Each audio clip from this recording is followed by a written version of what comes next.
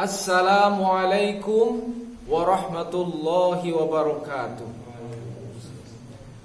Alhamdulillahi rabbil alamin wal aqibatu lil muttaqin. Asyhadu an la ilaha illallah wa asyhadu anna Muhammadan abduhu wa rasuluhu shadiqul wa'dil amin.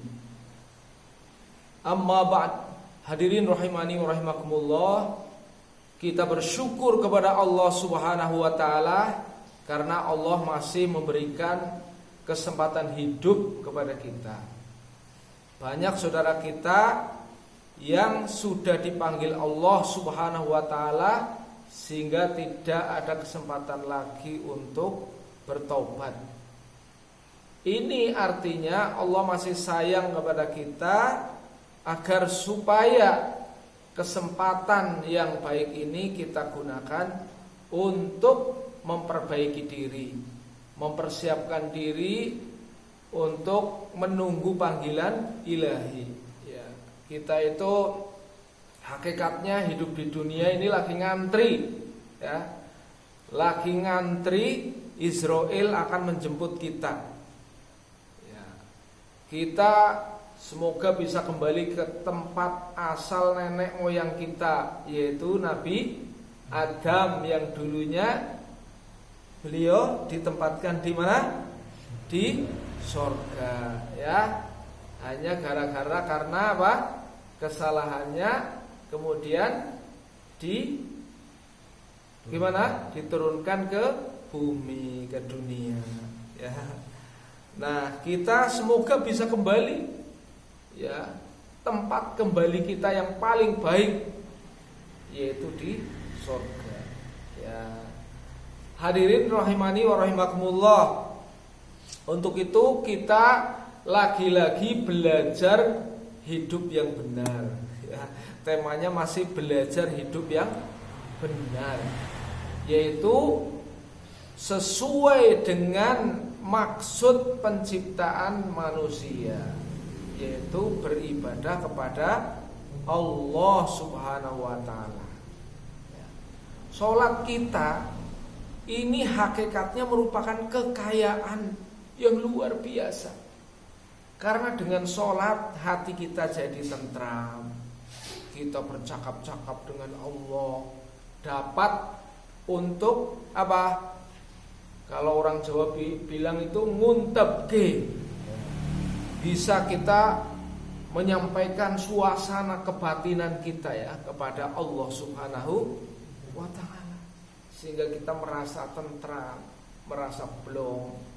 Rasulullah Shallallahu Alaihi Wasallam itu ingin menyejukkan matanya dengan cara apa? Sholat, ya. Dan sholat itu bukan hanya bermanfaat, bukan baik diri kita saja. Sholat itu mendatangkan suasana ketentraman bagi alam sekitar. Bahkan jin, ya, jin itu ketika mendengar bacaan Quran yang dibaca pada saat sholat itu dia takjub, ya. Ada yang sudah hafal surat jin, ya, Mas Mumtaz itu, ya. Qul uhiya ilayya annahus tama nafarum minal jinni faqalu inna sami'na Qur'anan ajaba. Jadi satu hari ada sekelompok jin yang mendengarkan bacaan Quran ketika dibaca saat sholat itu, ya. Mereka merasa ada sesuatu yang sangat ajaib, ya. Inna sami'na Qur'anan ajaba. Sungguhnya kami telah mendengar Quran yang sangat ajaib, yang luar biasa. Mengapa Quran itu ketika didengarkan sangat ajaib? Ya, karena bisa menggetarkan hati, ya. Ini apalagi orang yang beriman, yang sungguh-sungguh imannya, ya. Idza tuliyat alaihim ayatuhu zadatuhum iman. Ketika Al-Qur'an dibaca, ya, maka akan bertambah imannya.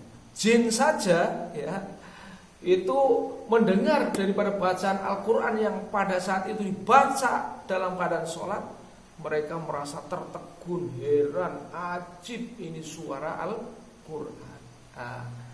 Maka tidak berhenti pada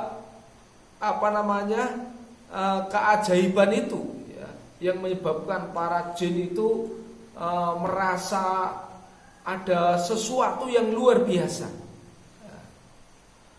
Yahdi ila rusdi, ya, fa'aman nabi. Mendengar Al-Quran, mereka mendapatkan hidayah, ya. Jadi Al-Quran yang dibaca pada sholat itu menyebabkan sekelompok jin itu merasa heran. Kemudian hatinya tergetar, dia mendapatkan hidayah. Aman nabi, kami beriman kepadanya, ya, beriman kepada Al-Quran. Karena apa? Tidak ada bacaan yang lebih indah, lebih menggetarkan hati, lebih dapat menghadirkan ketenangan, ketentraman, ya, keselesaan kecuali Al-Quran, ya. Jin langsung mendapatkan hidayah. Yahdi ila rusdi fa aman nabi wala nusyrika bi rabbina ahada. Kemudian jin itu juga membuat pernyataan, kami tidak pernah akan menyekutukan kepada Allah dengan segala sesuatu.